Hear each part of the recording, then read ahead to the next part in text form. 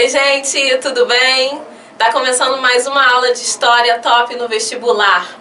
Meu nome é Fernanda Carvalho e o assunto de hoje são os povos mesopotâmicos. Nós vamos conhecer um pouco mais dessas sociedades que surgiram nessa região chamada Mesopotâmia, né?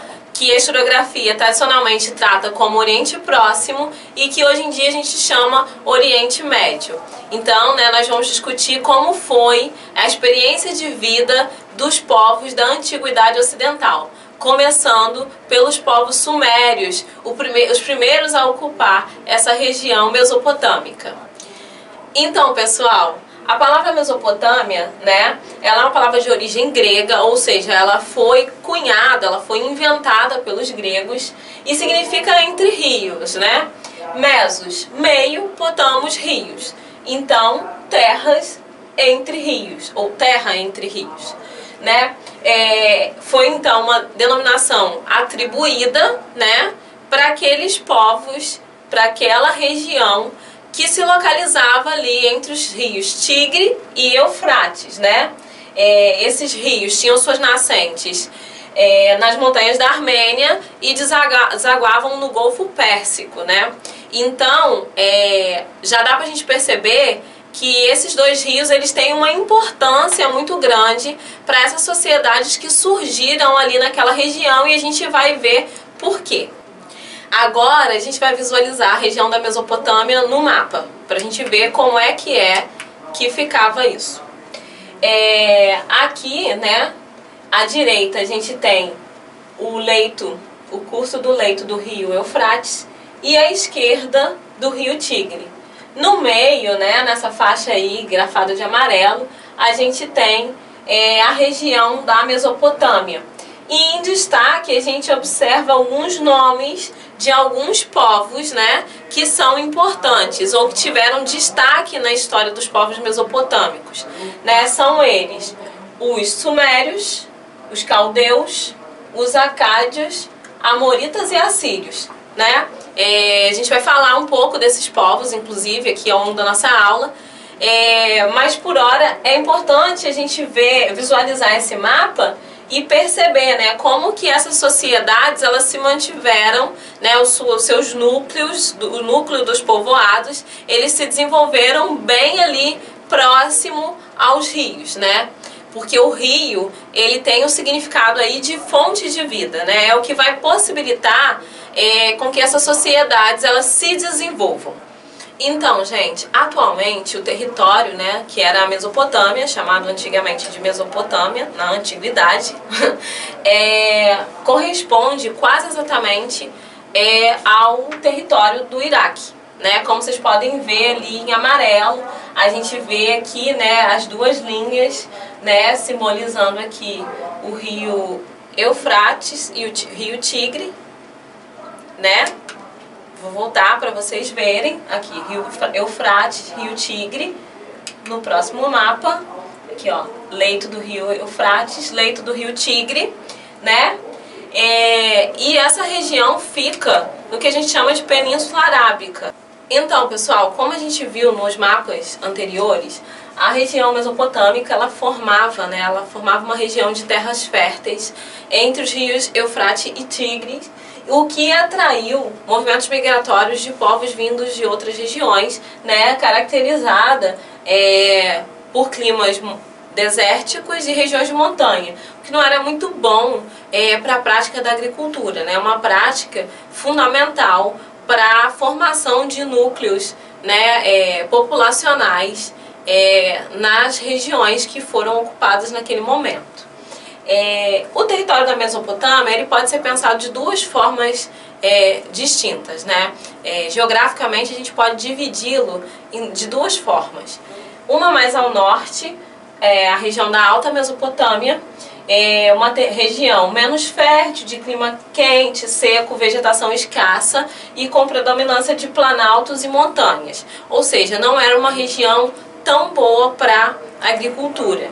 Em compensação, ao sul, a região da Baixa Mesopotâmia era uma área de planície aluvial com maior fertilidade do solo, embora pantanoso em decorrência dos constantes alagamentos que ocorriam quando chegava o período mais quente do ano, né?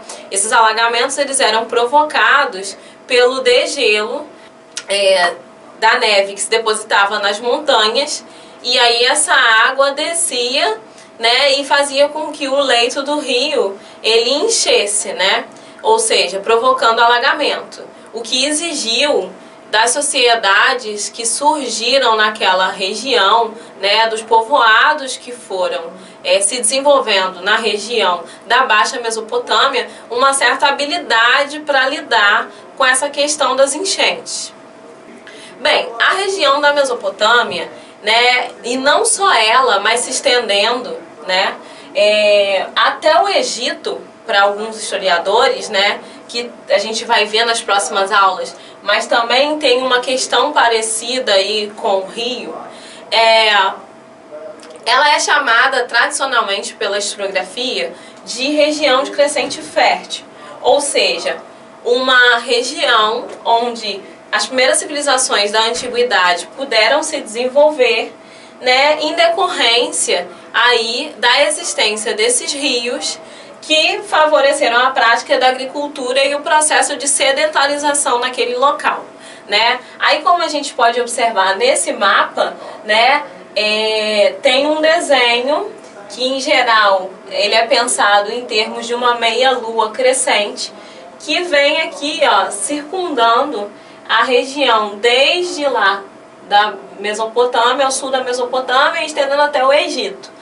Existem alguns historiadores que não gostam mais de pensar o Egito dentro do conceito de crescente fértil.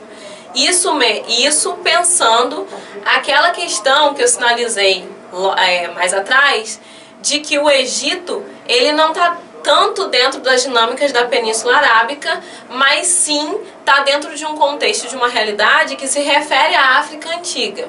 Tá? Então eu estou pontuando isso para vocês, porque é importante a gente saber. Pode ser que vocês vejam uma questão, vocês vejam um mapa que represente esse conceito de crescente fértil do seu modo tradicional, né? Pegando da Mesopotâmia ao Egito. É muito comum, é mais fácil que vocês vejam isso. Mas pode ser que vocês também se deparem com um questionamento a esse conceito e com uma nova maneira de pensar essa dinâmica toda dessa região, a questão da fertilidade toda, e não pense com a inclusão do Egito. Então, para não ficar dúvida, é sempre bom a gente deixar as coisas, né, bem destacadas. Os primeiros povos a ocupar a região da Mesopotâmia foram os sumérios, né? Estima-se que eles tenham chegado lá por volta de 4000 a.C., e a primeira cidade fundada pelos sumérios era a cidade de Eridu, né? Uma cidade muito importante para essa região aí ocupada pelos sumérios. Como eu disse para vocês, né, os sumérios eles vão se localizar aí na Baixa Mesopotâmia, ao sul da região, e essa era justamente a região que sofria com a questão dos alagamentos no período mais quente do ano. Então isso exigiu deles uma habilidade para lidar com o período de cheias, né? Então a gente pode observar, e a história desses povos sumérios, né, ela ganha destaque justamente por essa habilidade que eles desenvolveram de criar um sistema para lidar com as águas e também com o período de seca, tornando, né, o período de cheias favorável à continuidade das práticas agrícolas que eles desenvolviam na região para a sobrevivência, inclusive na região, no período de seca, né? Ou seja, essas sociedades que vocês também podem encontrar ou vê-las sendo retratadas como civilizações hidráulicas, né, um conceito também utilizado para se referir, né, aos sumérios, elas realizaram um conjunto, né, de obras hidráulicas, ou seja, obras para lidar com a questão das cheias e que favorecia as práticas de agricultura. Né? Dentre essas obras, a gente vai ter drenagem de pântanos, construção de diques e barragens para represar e armazenar a água do período das cheias, né, plataformas de flutuação para proteger a população das enchentes, além de um complexo sistema de irrigação por meio da abertura de canais que levava, né, a água para os campos no período da seca. Ou seja, esse sistema de canais, ele coletava a água, né, dessas represas, a água que era represada, e continuava irrigando o solo durante o período de seca, fazendo com que a agricultura ela continuasse, né, a plenos vapores durante o período em que não haviam chuvas. Outra coisa importante, né, é que ao lado da agricultura eles também praticavam a pecuária, né?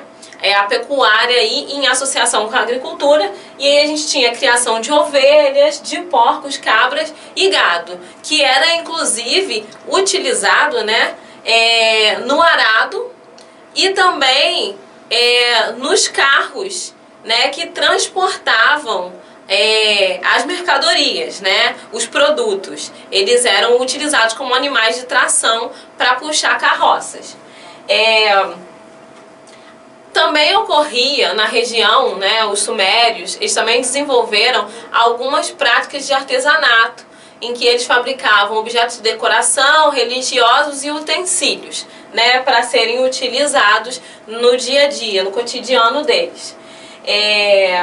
E inclusive, né, essa questão do artesanato ela é importante porque a necessidade de alguns tipos de matérias-primas que eles não dispunham levou com que aos poucos, né, e cada vez mais ao longo do tempo, fosse se desenvolvendo uma rede de comércio e trocas, né, com cidades vizinhas, com povos vizinhos, em que circulavam aí um conjunto de matérias-primas que eram importantes para as diversas atividades artesanais que esses povos produziam. Esse desenvolvimento de um tipo de rede comercial, né, aos poucos foi responsável aí por um processo de distinção social, né, à medida em que a circulação de produtos, né, a própria agricultura gerou excedente, o artesanato também circulavam, né, os objetos se tornavam de interesse e haviam as trocas. Isso foi levando com que surgissem aí outros grupos que não os tradicionais, como os pastores e camponeses, que já existiam, né? Os pastores e camponeses eram pessoas que no caso, trabalhavam tanto nas obras hidráulicas quanto davam conta do campo. A partir desse desenvolvimento do comércio, a gente vai ter também o surgimento de outros tipos de trabalhadores, né? Os comerciantes, é claro, mas também aí transportadores e soldados, né? Entre esses também vão existir grupos de pessoas escravizadas, né? Essas pessoas, diferentemente da escravidão moderna, que é uma escravidão que vai existir por critérios, né, ditos de raça e cor, era uma escravidão na antiguidade praticada pelo critério da dívida, ou então pelo critério de aprisionamento em função de ser derrotado numa guerra ou num conflito. Então, existia aí já na antiguidade essa prática da escravização de pessoas por dívida ou como prisioneiro de guerra.